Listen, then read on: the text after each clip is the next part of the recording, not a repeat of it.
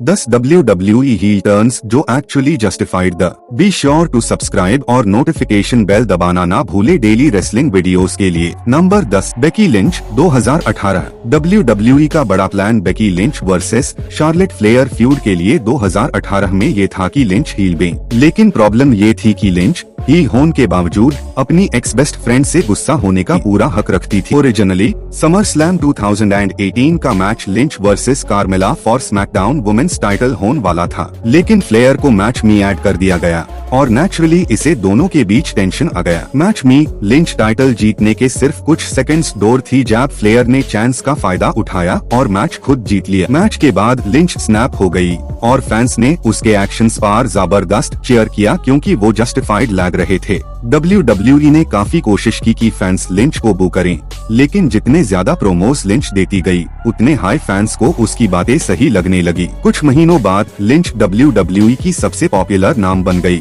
Number 9 the rock 1997। अगर fans literally किसी wrestler को मरने के लिए चांट करें तो शायद सिर्फ शायद वो रेसलर फैंस के अगेंस्ट टर्न करने में सही है। यही हुआ द रॉक के साथ 1997 में जब फैंस ने बेबी फेस रॉक से नफरत करना शुरू कर दिया था। उन्होंने डाई रॉकी डाई चांस लगाने शुरू किए। रॉक ने नेशन ऑफ डोमिनेशन ज्वाइन की और हील बनने के बाद अपने पहले प्रोमो में एक्सप्लेन किया कि ये सब रिस्पेक्ट के बारे में है और फैंस ने उसे सिर्फ हेट और डिसरिगार्ड दिया था। हील रन में रॉक का काम इतना जबरदस्त था कि फैंस धीरे धीरे उसके साइड आ गए। कुछ सालों में high the great one WWE का एक सबसे बड़ा बेबी फेस बन गया। Number 8 Stephanie मैकमाहन 1999। स्टेफनी के लिए 90s का एंड बहुत रफ था। वो अंडरटेकर के द्वारा किडनैप की गई थी और बाद में रिवील हुआ कि उसके अपने फादर विंस मैकमाहन इसके पीछे थे। ट्रिपल एच ने लेट 1999 में विंस के साथ फ्यूड शुरू किया और स्टेफनी इसके बीच में थी। आर्माजेडन 1999 में शॉकिंग ट्विस्ट आया।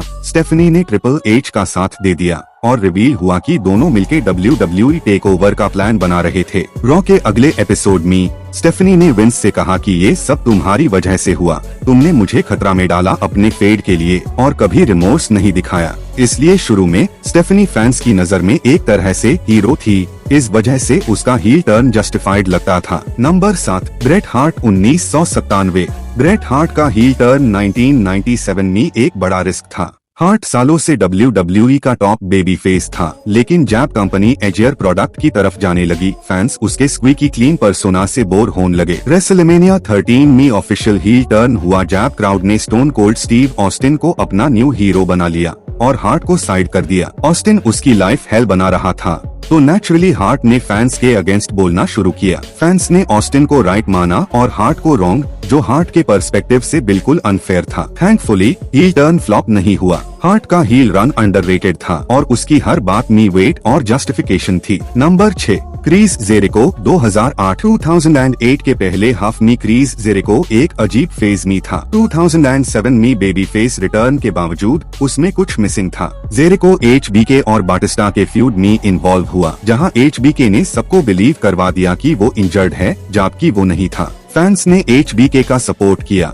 चाहे उसके एक्शंस क्वेश्चनेबल द। जेरिको और HBK टीवी पर क्लोज फ्रेंड्स द और जब ट्रूथ रिवील हुआ जेरिको डेवास्टेटेड हो गया। ये डिसअपॉइंटमेंट गुस्से में बदल गई और HBK उसका मॉर्टल एनिमी बन गया। इसके बाद जेरिको का पूरा कैरेक्टर चेंज हो गया। वो डार्क सूट्स पहनता था, स्लो और इंट्रिकेट प्रोमोस देता था और ओल्ड जेरिको को खत्म करके एक नया पर्सोना अडॉप्ट किया। नंबर 5 CM पंक 2012 में CM पंक के फैंस उसकी बुकिंग से बहुत नाराज थे और सही भी था। WWE चैंपियन होने के बावजूद पंक हमेशा जॉन सीना के पीछे सेकंड फिडल बनाया जाता था। पेपर व्यूज में पंक रेयरली मेन इवेंट करता था। इवन पंक वर्सेस डैनियल ब्रायन जैसे मैचेस को भी सीना वर्सेस जॉन लोरेनेटिस के नीचे रखा जाता था। रॉ के 1008 एपिसोड में पंक ने डिसाइड किया कि अब वो सेंटर स्टेज लेगा। उसने द रॉक को ले आउट किया और बताया कि उसकी डिसरिस्पेक्ट हो रही थी, जो बिल्कुल गलत नहीं था। इसके बाद पंक और सीना ने अपनी लेजेंडरी राइवलरी दोबारा शुरू की और एक एरा के सबसे सेलिब्रेटेड मैचेस दिए।